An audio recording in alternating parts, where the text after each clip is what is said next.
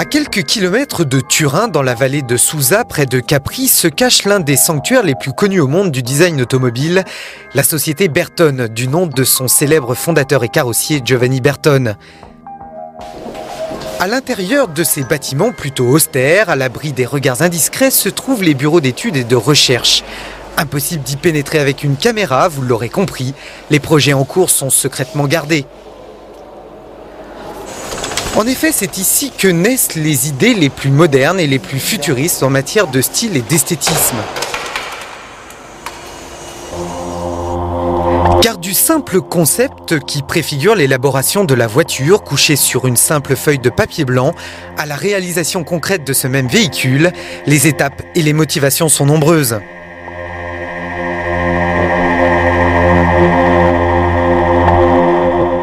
Le designer a dans sa tête un rêve, un conseil, et il cherche avec le concept car d'arriver à réaliser son rêve, mais avec un thème tout le temps différent, qui amène à des solutions qu'il doit expérimenter d'une façon pratique et réelle pour vérifier si la solution et le concept qu'il a dans sa tête peut ensuite s'appliquer ou non à la production de série. Mais comment travaille-t-on chez Bertone? Premier cas de figure pour le designer, on lui passe commande.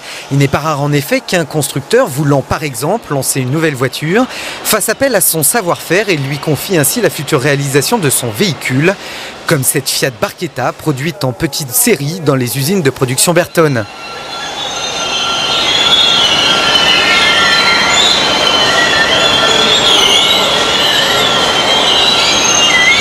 Il y a le constructeur qui vient chez nous et qui nous donne un cahier de charge au point de vue mécanique et il nous demande de développer un certain modèle, une berline, un monospace, une speeder, n'importe quoi. Mais il faut aussi dire que, et ça c'est la côté la plus passionnante du travail, les constructeurs demandent à Bertone de lui donner dans son modèle l'émotion. L'émotion, ça veut dire le design doit être quelque chose qui tient compte de toute la côté technologique, mais doit être quelque chose que quand toi tu regardes le nouveau modèle, toi tu le regardes et dans les premières 15-20 secondes, toi tu dis à toi-même et pas aux autres encore, je l'aime ou je l'aime pas. Autre solution, Bertone se lance aussi dans de véritables créations personnelles, mises au point par les nombreux designers travaillant dans les bureaux d'études de la société. Carte blanche alors pour ces hommes qui étudient les tendances actuelles et qui pensent déjà aux voitures de demain. Au chapitre de ces créations extravagantes, citons par exemple le prototype Pixter. Ce bolide, un peu fou, alimenté par un puissant moteur BMW, celui de la M3 est une sorte d'hybride entre le fameux pick-up américain, au top des ventes, et ces dragsters au tempérament de feu.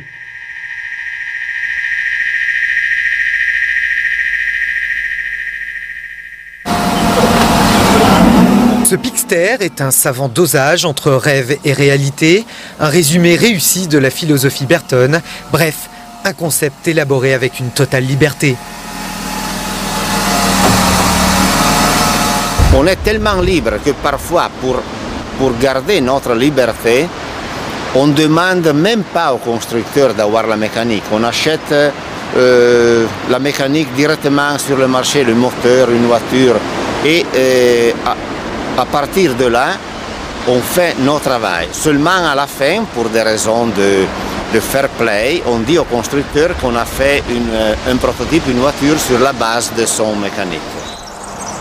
Et on s'est dit, pourquoi pas faire un pick-up qui ne soit pas le pick-up pour le transport de marchandises, etc., mais qui soit un pick-up de loisirs. Avant tout, l'arrière-pensée, c'est de réussir à s'amuser aussi. On s'est amusé quand on développe quelque chose avec passion, avec engagement. On s'amuse à faire des prototypes. Un amusement et un objet de passion certes, mais qui a nécessité entre 25 à 30 000 heures de travail pour un budget d'environ 1,5 million de dollars. À ce prix, on ne se contente pas uniquement de s'amuser chez Bertone et on ne s'en cache pas, les prototypes ne sont pas là uniquement pour épater la galerie, mais bien pour devenir une réalité, celle qui sera peut-être un jour la voiture de demain.